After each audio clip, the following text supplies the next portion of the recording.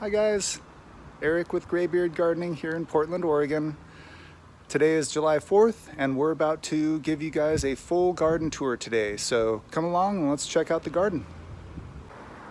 Hi guys, Eric here with Graybeard Gardening.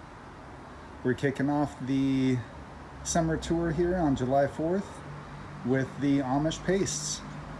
You can see these are growing in really profusely. You can see they're looking super healthy, and we've got all of them staked and supported. I'll show you a little bit about kind of what I do here.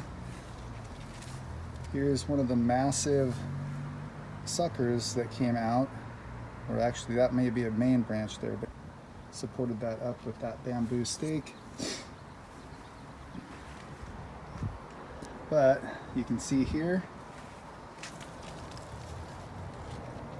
nice Amish paste tomato forming. Got a couple others right here. Everything's looking healthy.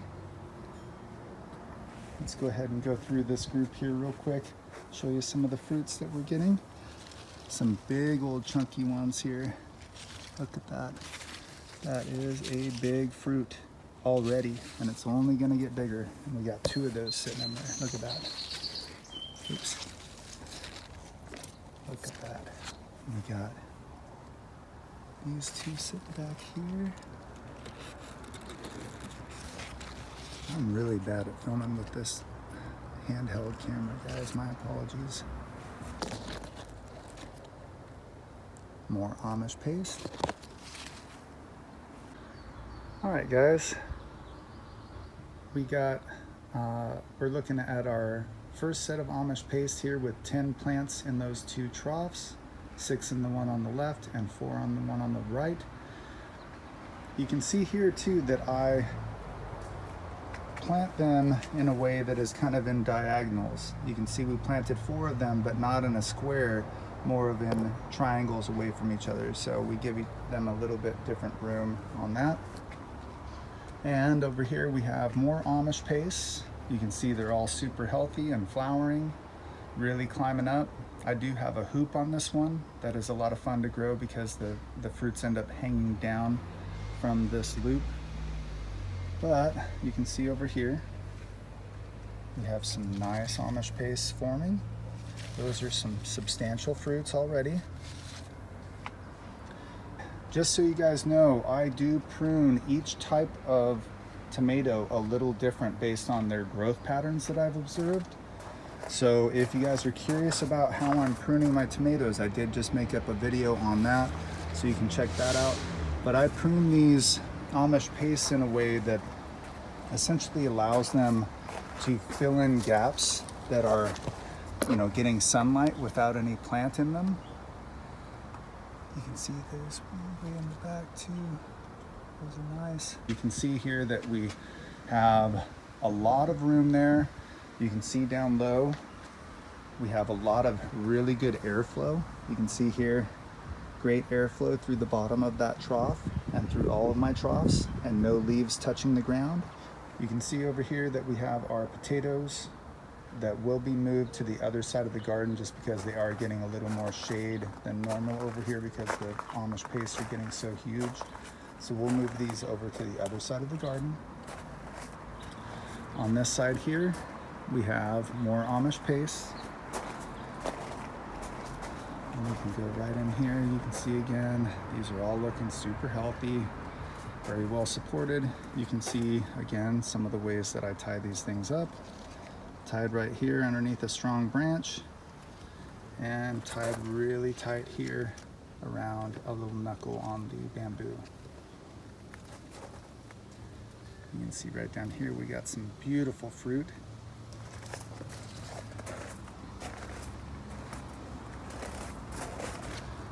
More fruit down here. And you can see that our flowering is just going crazy.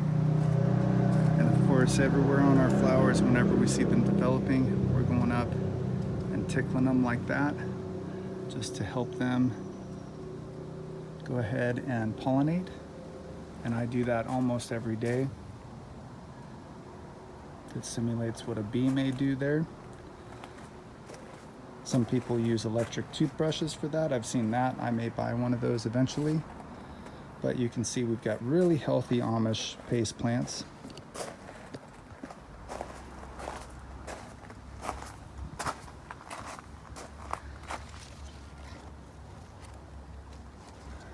Getting some more really nice fruit right there.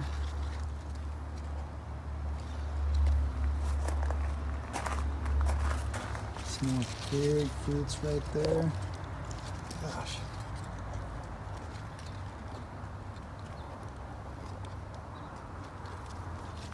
Some more big fruits right there.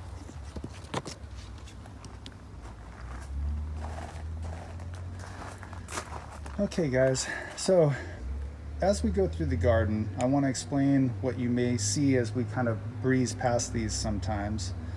I do have a thread of videos that is dedicated to an experiment with cannabis. We are growing 4 cannabis plants. I am in Oregon where that is legal to do so. So just to let all of you know too that I have age restricted that to where no one under 18 can get in, and they have to be signed in to watch it. So no one can sneak in and watch that. So I'm trying to protect the young people, but I also want to help educate folks that are in legal states and help them understand what they're doing a little bit better. So if you see these plants kind of roll by as I'm giving garden videos, I'm not trying to showcase these during my veggie gardening videos. I have a separate thread for these, but I did want to go ahead and share with you just in case you were curious as you saw these things kind of rolling by the camera. But I have 2 here on this side of the garden, and I have 2 on the other side of the garden, and these are 2 different types of 1990s skunk plant that I'm competing, having both sets of skunk compete against each other to see who is the better skunk. So if you're at all interested and over 18, feel free to go ahead and check that out. If not, no big deal. We will not be spending a whole lot of time on these at all on the veggie gardening channel. So hope you're well, and we'll move on. Okay guys, you can see that we're looking at our Amish paste side of the garden here with our potatoes and our raspberries over there. I did forget to actually show you the raspberries. So our raspberries are right here. I have everbearing and summer bearing. The summer bearing is on the left, the everbearing is on the right. You can see these are doing pretty well, but they are getting a little bit later in the season, and I have picked quite a few of these. So we've got some ripe in here still, but this is kind of finishing up. And this is my first year of getting actual substantial raspberries, guys. Right now the jury is out whether this space is really being used in an effective way. That's one thing I think about with how little fruit I'm getting off of these plants, but we'll kind of explore that in the off season. Give you a little panorama of the garden here before we move on. Amish pastes here, strawberries, blueberries, some super sweet 100s, and the San Marzano wall with the Brandywine and the Better Boys, and then some Brandy Boys and a Black Krim over there, and a Sun Gold, and another Sun Gold here with some corn. All right, heading over towards the blueberries. You can see we got some nice smaller blueberries there. We have our brand new plant, the Blue Gold, putting off some really chunky blueberries there. We have our other blueberry plant putting out quite a few blueberries here. And one more over here that has got a lot that are leaning right now. But you can see we've got a lot of fruits over there. Right here we have our super sweet 100s in a wine barrel with some gladiolas and Asian lilies surrounding that. I'm trying to do more flowers these days to try to beautify a little bit more, but I'm still learning a lot about those. But you can see both of these plants are really healthy. We've got them supported with some slimmer tomato cages that are 16 inches at the top instead of 18 inches. So they are a little slimmer and fit into this barrel a little bit easier. But you can see here we've got lots of flowers going. We've even got a really nice looking set of tomatoes setting up there. So that'll be interesting. This is my first year growing out super sweet 100s. So that'll be a lot of fun. And then over here we have the San Marzano wall, where we do 10 San Marzanos every year. I do a Florida weave on these, which I will be demonstrating either later on tonight or tomorrow morning while it's decently cool, and getting that weave going to support those. So far, the only support they're getting is from the stakes that I have in there and any ties that I have to those stakes. But let's go take a look at how we're doing over here. These tomatoes are developing a little bit more. And again, I use specific pruning techniques for each plant that I'm doing based on my observations of how it grows in the past. This one here, we're not seeing a ton of fruit. Got some small ones right there.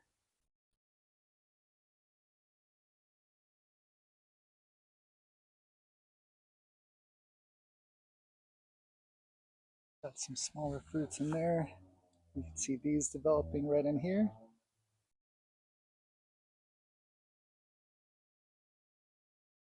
Definitely got some nice fruit setting up in there.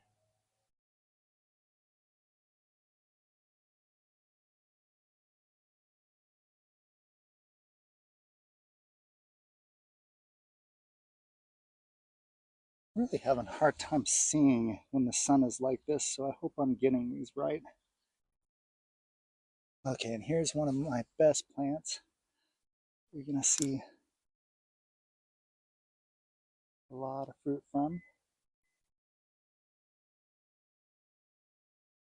But you can see they've all got a ton of flowers, all looking very happy and healthy. Look at that bee coming along. In fact, the bees love these San Marzanos.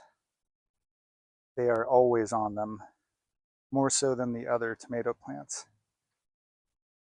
But you can see here, all of them are looking good. All of them are setting fruit. In fact, here's another view. That one as we come in. And more fruit back in the back, as you can see. And just setting fruit everywhere. And again, we prune these in a little different way than we prune our Amish pastes. These are indeterminate tomatoes, but I've observed that pruning the San Marzanos seems to really, really limit the amount of fruit that you're going to get from them. So I'm letting them go a little more wild this year. And I saw that on Epic Gardening. Kevin had, I think, accidentally left a San Marzano that was not supported and just kind of grew out along the ground. And honestly, it put off so much good looking fruit that I decided to go ahead and try letting the suckers go a little bit more with this plant. And I think you can see the results already. We're getting lots of fruit, lots of different sets of flowers. The fruit is setting in, and we planted these tomatoes pretty deep to where their root zone is a little farther removed from the heat. I think they're doing a little better because of that.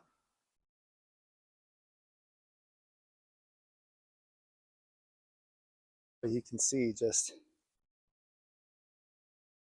tomatoes everywhere. Look at that. Look at all those tomatoes. We're going to be enjoying a fruitful summer, guys. And here we have our jalapeno.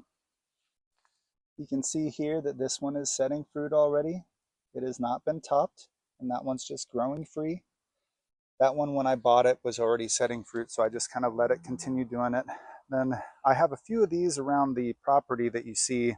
These are, let's see, zinnias, sunflowers, And oh, Cosmos, that's the other one. I can't ever remember that Cosmos name for some reason. But anyways, we do have a few different sets of these 3 flowers all set up together to bring in some butterflies.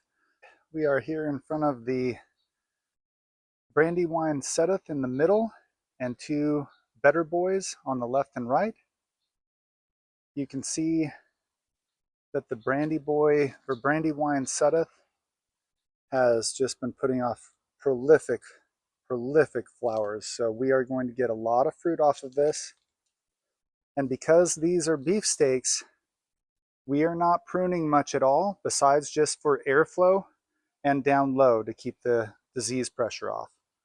So airflow is the only reason we're pruning from now on, is just to keep good airflow. So if we see anything getting too crowded in the plants, we will prune off a sucker. But beyond that, we're going to let all of these go. And you can see all the flowers that we're seeing here. And again, we're tapping a lot of those to go ahead and help them with pollination.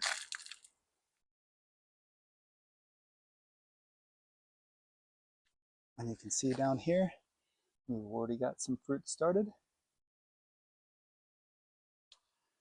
Down here on the Brandywine, we'll pull that aside. And we got a little fruit started right there. That's the first one. And you can see we're going to have a lot more. In fact, we're going to tap these down here too. And a lot of people will actually use electric toothbrushes for that and just hold the toothbrush next to the flowers and just buzz it like a bee would. And so it replicates kind of the vibration of the bee and it landing on that branch to go ahead and get some of that. But you can see we've got a fruit forming right there. Good looking little fruit. Another one right back in here. You can see that. But all of these are really going like gangbusters, looking super healthy. And we buried these really deep, especially in these lower troughs, because they do get a little hotter than the tall troughs do. So we buried these really deep in there so that their root structure should stay very cool during the summer. Moving over to our tomatoes here, we've got the 2 Brandy boys. The 2 to the right are the Brandy boys. And then we have a black Krim right here.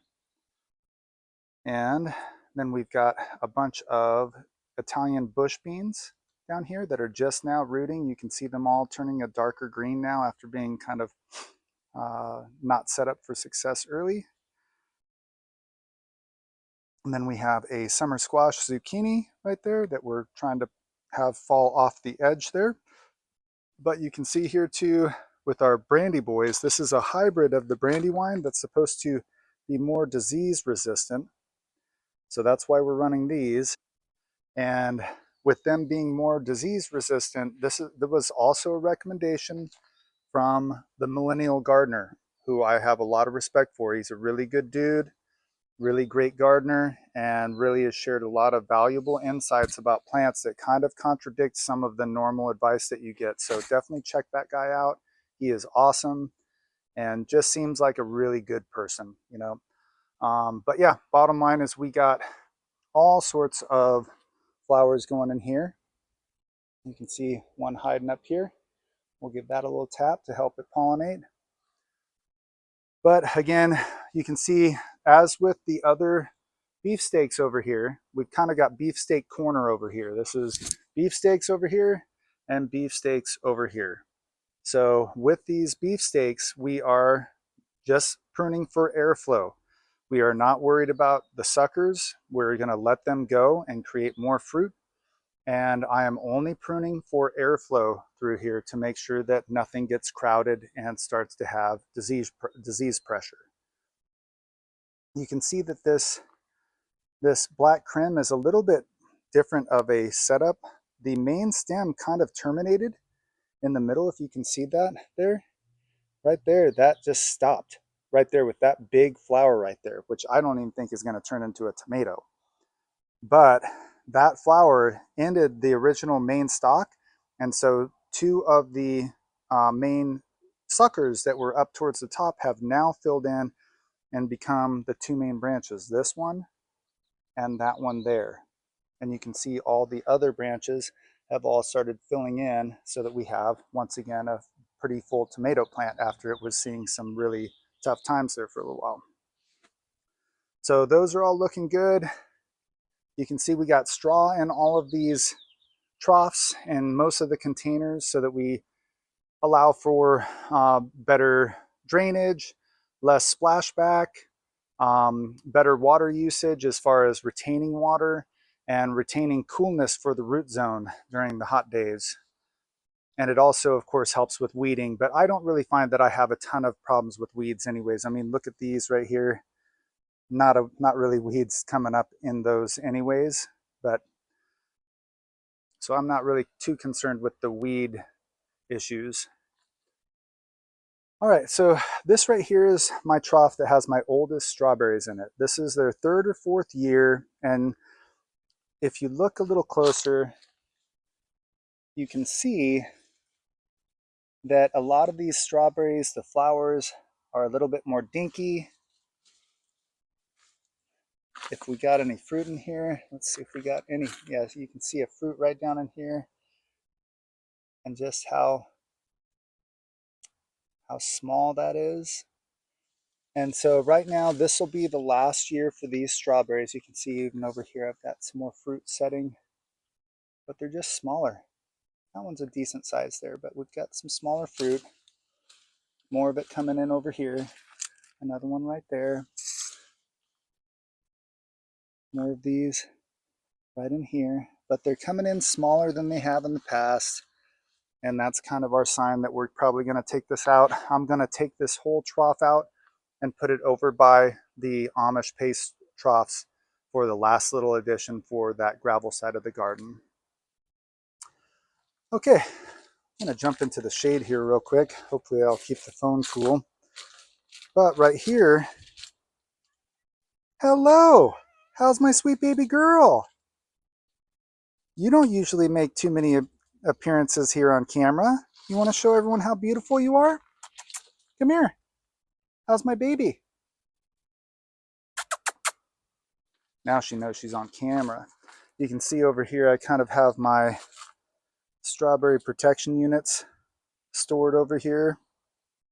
Most of the strawberries are done producing, so I'm not really worried about protecting too much. And it seems like some of the critters haven't really caught on to this albion that's right below me and a couple others that are still producing. So I'm just leaving those without the protection right now. And I think my cats have actually done away with a lot of the rats that were in the neighborhood here.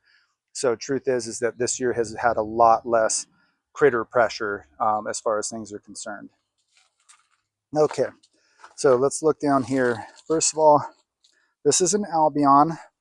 This is like a 25 or 30 gallon grow bag. And this albion is a beast. It was planted about 2 years ago in this bag, and I planted it to be a patch. You can see just how big. I mean, look at this fruit. This is my hand right here. Look at how big that fruit is. That is a massive strawberry. You're not going to find a strawberry like that in the store, most likely. And right there too, nice size strawberry. Another nice one forming down there. Should have one right down here if I'm remembering correctly. Yep, let's pull that up in the light so you can see that. You can see those are forming really nicely. But that particular strawberry plant puts off a lot of fruit throughout the entire season for me. This is an ever-bearing strawberry, and unlike a lot of other ever-bearings that I've seen in the past, these actually put off really meaningful fruit. I'll say that the fruit on the Albion is generally going to be uh, a texture that is a little bit more of a bite to it, like you actually get a crunch to when you crunch into these strawberries. And they also are a little more on the tangy than sweet side. And they don't get super sweet unless you really, really let them finish. And right over here, And just to show you here behind the Brandy boys and the Black Krim, we've got our other two skunk off cannabis plants. These are a authentic genetics skunk #1 and a Cincy skunk #1 over here. Back here we have my old herb garden that the old neighbors actually left for me and I started making use of a couple years ago. But I've got 3 summer squash or zucchini that are planted in here that were all planted by seed here. The other zucchini that you saw was planted indoors in the tent and started in my peat moss pellets. But you can see we've got some really nice flowers starting here, really healthy looking plants. And I put them in a spot in my garden. As you can see, it's only about maybe 1 o'clock right now, and it's already getting partial shade onto this. So I put this here so that it gets kind of afternoon shade and morning sun. And then back here, you have just a massive patch of oregano that's always there for me to use. Coming back out towards the front, we have another group of our butterfly flowers. That's the sunflowers, the cosmos, and the zinnias. And again, this isn't exactly how they told me to plant them. I just kind of willy-nilly threw them in there, but we're going to see how it works. Those are supposed to bring butterflies. And then we have one of our sun golds that you saw me plant here earlier in the season. You can see that this thing is just taken off. You can see here the fruit set right now. Look at that right there. Look at all of those that are just going to set in a beautiful group. And again, we're just tapping all of these so that they shake around that pollen inside, because there's male and female pollen inside of each of these plants. They're the perfect plant to survive. And that's what I do every day, is I just go around and jiggle those so that I get a lot of fruit setting. And if you're not doing this, start doing it and you'll start seeing that you'll get a higher percentage of fruit set from your flowers. But you can see here too, just like the beefsteaks with cherry tomatoes, we are not pruning the suckers. We are going to let them go crazy. All we're going to do is support them so that they keep going up and keep having good airflow throughout the plant. And you can see here, this plant has got tremendous airflow. I've taken out a lot of the lower leaves that were sticking out below the suckers so that we get better airflow and oxygen through the bottom and throughout the entire canopy. And you can see here that this is just taking off and really well supported. You can see here too that we use our cage to help tie some of these to give them support as they're kind of doing their thing. You can see we've got just a really magnificent looking plant there. And right here, we have a Thai hot chili pepper, or a Thai hot pepper right here. This was bought from the store. It was already flowering like this when I bought it. So we're just going to let it do its thing, see what happens. I wouldn't have normally let that happen so small, but it is what it is. It was like 30% off or half off or something. Right here and back behind, you have both of our habaneros that are from botanical interests.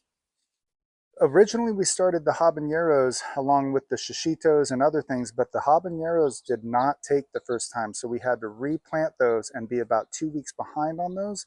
That's why those are way behind the shishitos right now. So in case you're wondering, that's why these are so much smaller. But on this experiment, we have the same exact soil setup, the same exact plants from botanical interests, and they looked almost identical as far as structure when we started there. We just topped this one, and we are not topping that one, to show you guys the difference between topping and not topping pepper plants. We've got our strawberry area over here, and we'll show you first and foremost the Albion right here that's got some beautiful fruit. You can see that one is just massive. Look at that compared to my hand. That is a big fruit.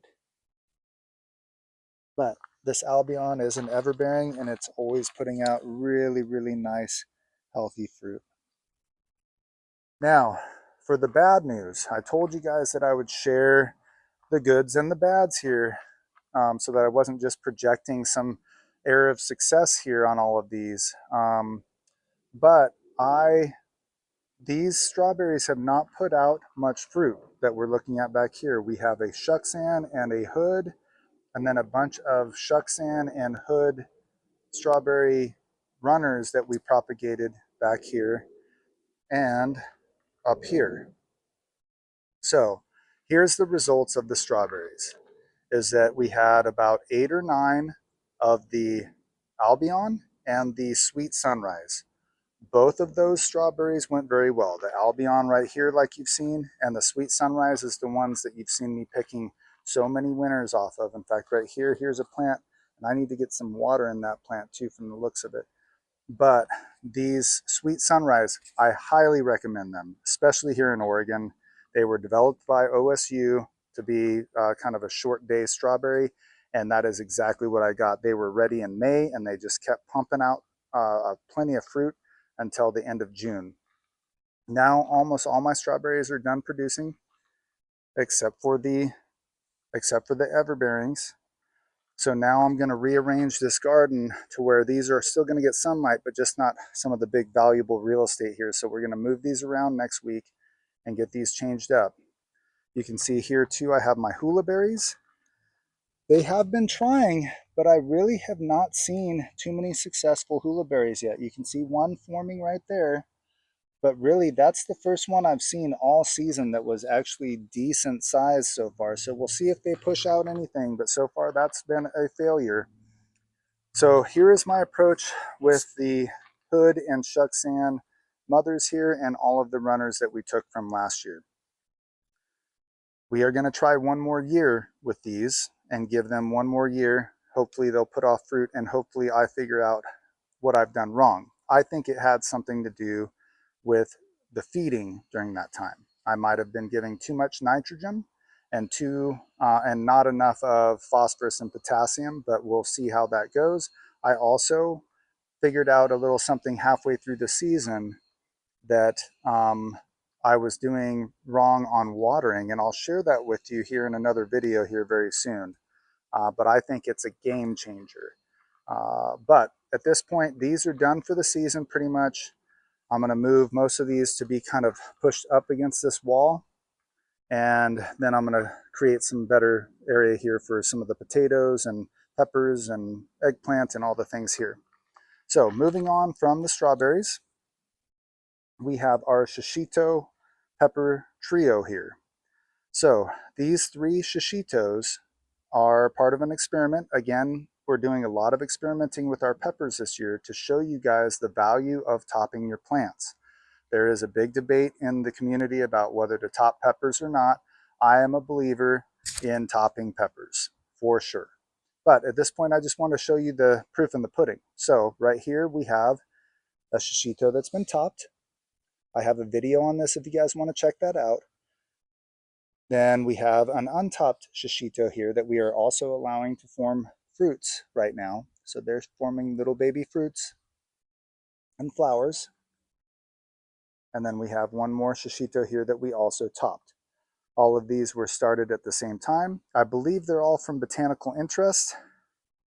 But overall, very excited to grow shishitos. This is my first year growing shishitos, but I believe in the science of topping. So let's go ahead and see how that experiment comes out. Right next to these here, you have a serrano chili pepper. And that one here you can see that we topped also. And you can see why, because we got these big side branches that just already caught up with the top there and are really bushing out already. So you're already seeing some of the evidence of why we do that. We also have a habanero that I bought from Portland Nursery. This was a discounted item. I just saw it there, and my habaneros were very far behind. So I figured I might as well grab an extra one just in case those habaneros didn't come through. Now my habaneros did come through, but I bought this one and I topped it, and you can see here, side shoot starting right there, side shoot over here going, side shoot right here going, So really, we've got a lot of bushing out with this plant right now, and you can see it's just starting to turn a better shade of green now that it's accessing some of the nutrients down in the soil. As you can see, I have my old tumbler composter back here in this corner, but this is where I put the Chinese snake bean. So it has been pretty sensitive to heat and to sunlight.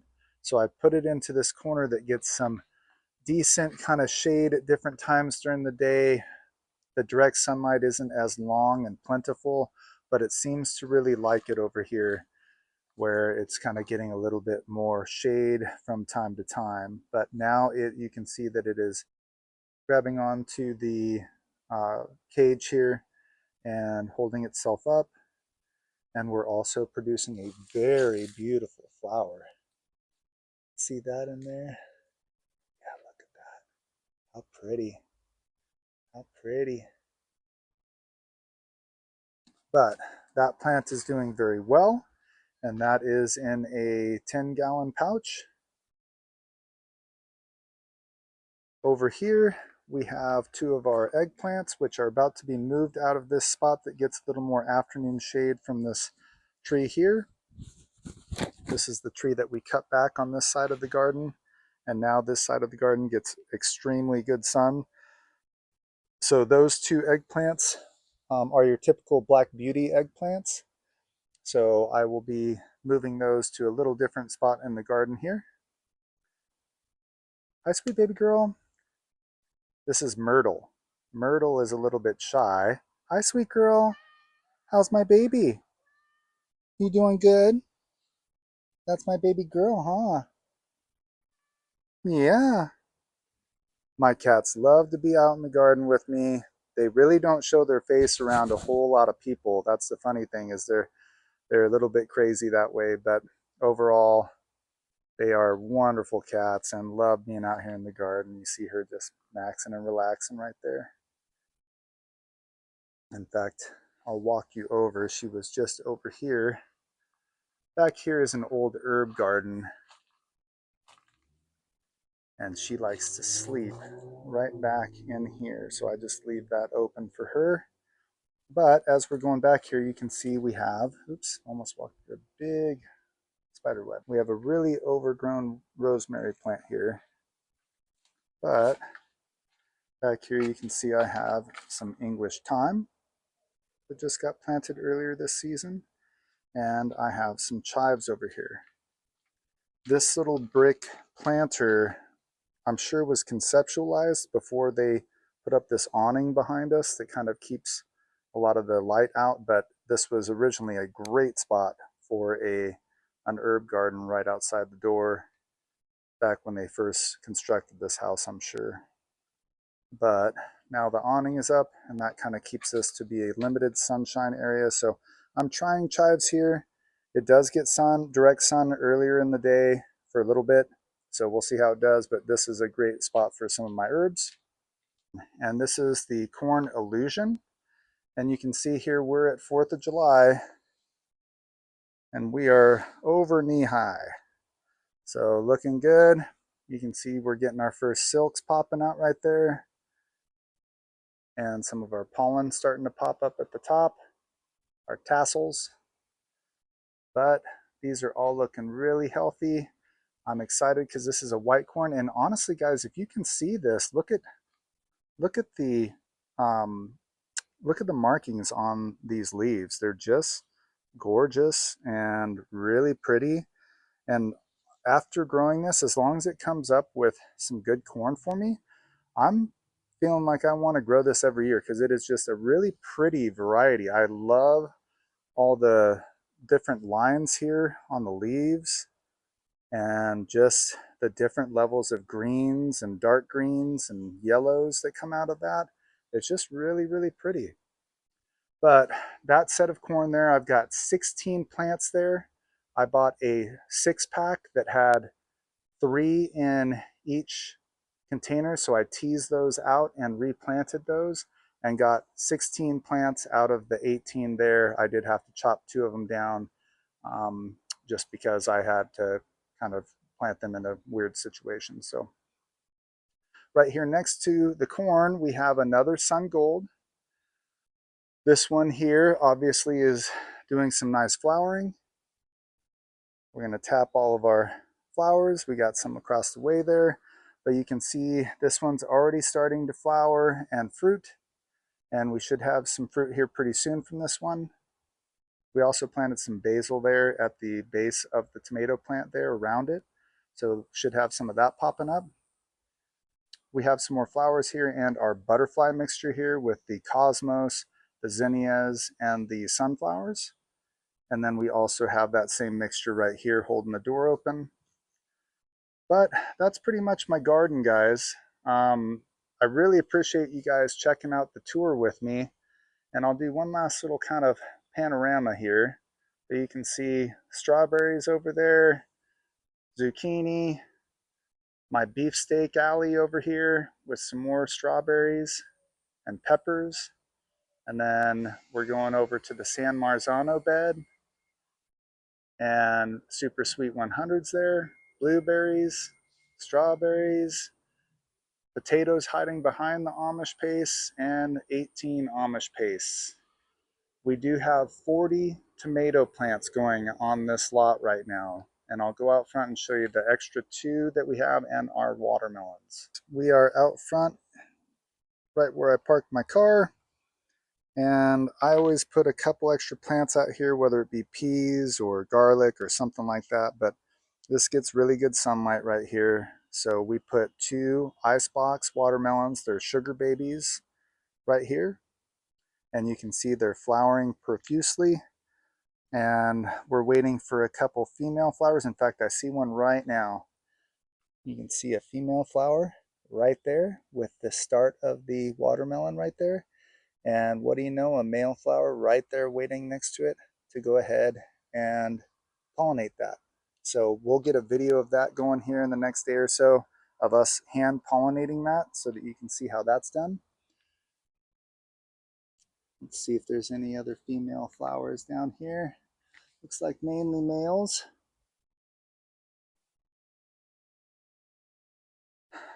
Okay guys, we are in the front yard of my neighbor's apartment, and they are kind enough to let me do anything I want up here as far as the gardening, and I just try to share with them in return. But we do have a couple watermelons here, the Sweet Beauty, I believe these are called. Let's just double check on that. Yep, Sweet Beauty. These were bought from Portland Nursery, and you can see I planted nasturtiums there too. And let's take a look at that real quick actually. I don't see too many flowers forming yet. We do see some flowers forming down here. But again, I didn't plant these until early or mid-June. And those were bought from Portland Nursery. I think I started my Sugar Babies from seed though, if I'm remembering correctly. I'll have to double check on that. But you can see here, this one also has a nasturtium, a little different colored nasturtium here. And we've got another Sweet Beauty watermelon with a bunch of flowers. Let's see if we got any female flowers going here. That's a male. That's a male. Looks like mainly males right now. Let's check down here. Oh, we do have a female. All right, so there's one of our first female flowers. And again, one female surrounded by a bunch of males at the dance club. Same old stuff. But that is perfect. We'll hand pollinate that in the next day or 2. Oh, and it looks like we have another female right there. Look at that. All right, we're in business. I'm liking that. And then even the spot that that's at, I like that because that's going to lay down real nice right there on the ground and spread out and sprawl from there. I'm up here in the front of the yard in front of my neighbor's apartment right by the watermelons, and this is where I planted the 2 Romas. These were bought from Portland Nursery. I bought them a little later in the season and got them planted just because I had just refurbished all the soil up here. But basically we went ahead and planted these up here because I had refurbished the soil and gotten it all ready to go and felt like we could go ahead and get these planted without much worry up here. So you can see we've got a lot of flowers going right here, which will set fruit, especially with the help that we're giving them on pollination here by tapping all these.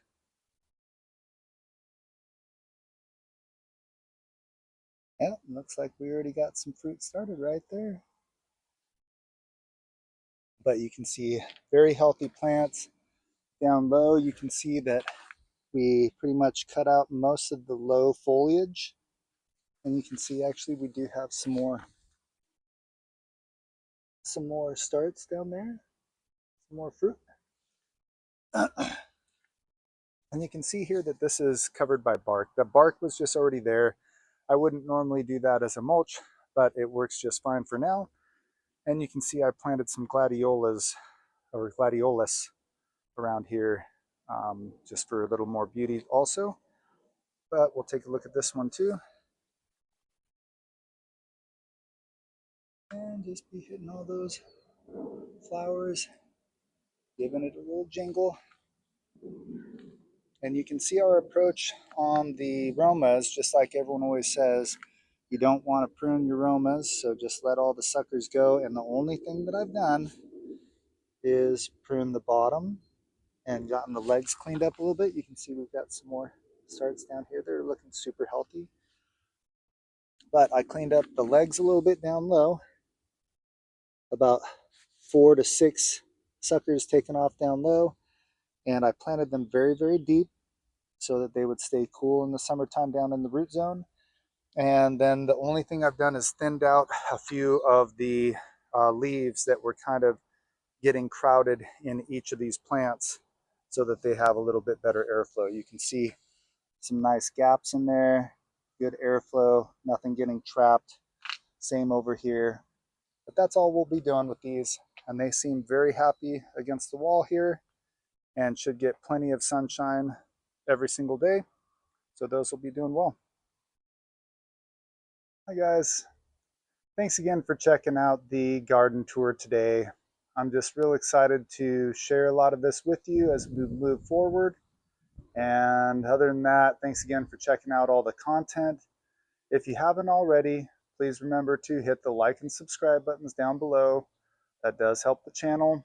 But other than that, thanks again for checking us out, and I will see you on the next video. Take care. Have a great weekend.